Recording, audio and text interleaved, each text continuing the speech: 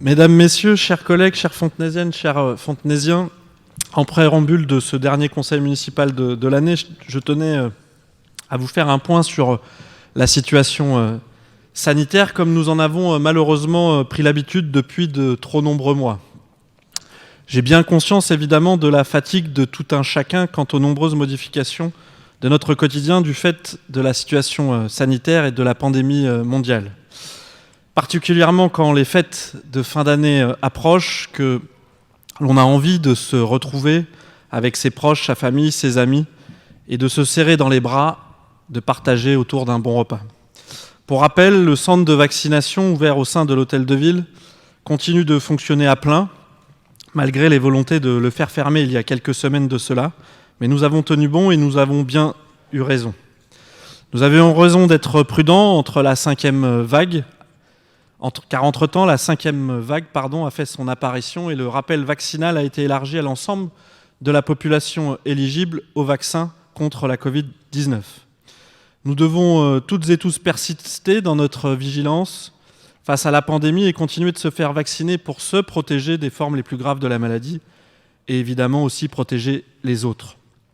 Je vous informe aussi que nous avons dû déménager le centre de test Covid-19 aux 2 avenues de Neuilly afin de permettre le renforcement de nos efforts en matière de vaccination du plus grand nombre.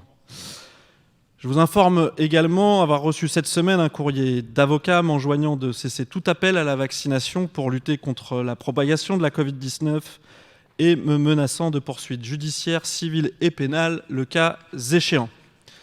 Soyons donc clairs, je vous invite toutes et tous en conscience à vous faire vacciner contre la Covid-19, car il s'agit aujourd'hui du moyen à notre disposition pour enrayer la propagation du virus et les formes symptomatiques les plus graves.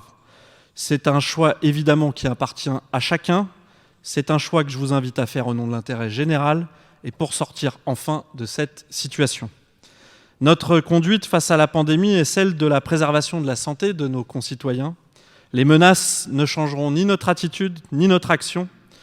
Madame la procureure de la République recevra dès demain un courrier l'informant de la situation. Nous continuons notre mobilisation pleine et entière aux côtés des agents du service public pour faire face à cette pandémie. Et je tiens ici ce soir à saluer l'engagement des agents de la ville pour leur mobilisation et leur engagement exceptionnel depuis le début de cette crise.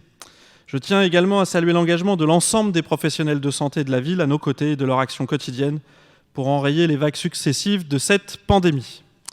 Dans le même esprit de prudence et de responsabilité qui est le nôtre depuis le début de cette pandémie, et au vu de la progression très forte des contaminations en ce moment, et considérant que nous n'avons pas encore atteint le pic de la 5e vague, en conscience, j'ai pris la décision d'annuler les vœux au personnel communal, d'annuler les vœux à la population prévus au mois de janvier, de reporter au printemps, si les conditions sanitaires nous le permettent, les vœux à la jeunesse et les banquets des retraités. Ces 4 initiatives qui rassemblent traditionnellement énormément de monde devaient toutes avoir lieu dans la première quinzaine du mois de janvier. Bien évidemment, toutes et tous ici présents, quelles que soient nos orientations politiques, aspirons à la fin de cette pandémie.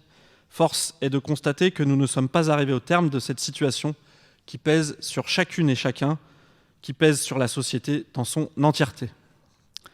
Par ailleurs, alors que nous sommes à quelques jours de Noël, j'ai le plaisir de vous annoncer avec un peu d'avance le contenu d'un des cadeaux qui se trouve sous le sapin. Avant le 21 décembre, Madame la préfète du Val-de-Marne signera l'arrêté relatif au lancement de l'enquête publique sur le prolongement de la ligne 1 du métro jusqu'à Val-de-Fontenay.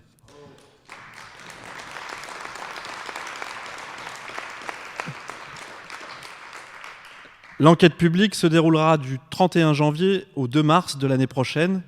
Et évidemment, je tiens à féliciter l'association Métro Rigolo Val-de-Fontenay, l'ensemble du conseil municipal et l'ensemble des Fontenaisiennes et des Fontenaisiens qui se sont mobilisés pour obtenir la tenue de cette enquête publique. C'est évidemment une belle victoire pour l'intérêt général. Enfin, aux Fontenaisiennes et aux Fontenaisiens, je souhaite malgré tout de belles fêtes de fin d'année et mes meilleurs vœux d'espoir et de fraternité. Pour l'année à venir, nous en aurons bien besoin. Prenez soin de vous et des autres. Voilà les quelques mots que je voulais vous dire en préambule de ce conseil municipal.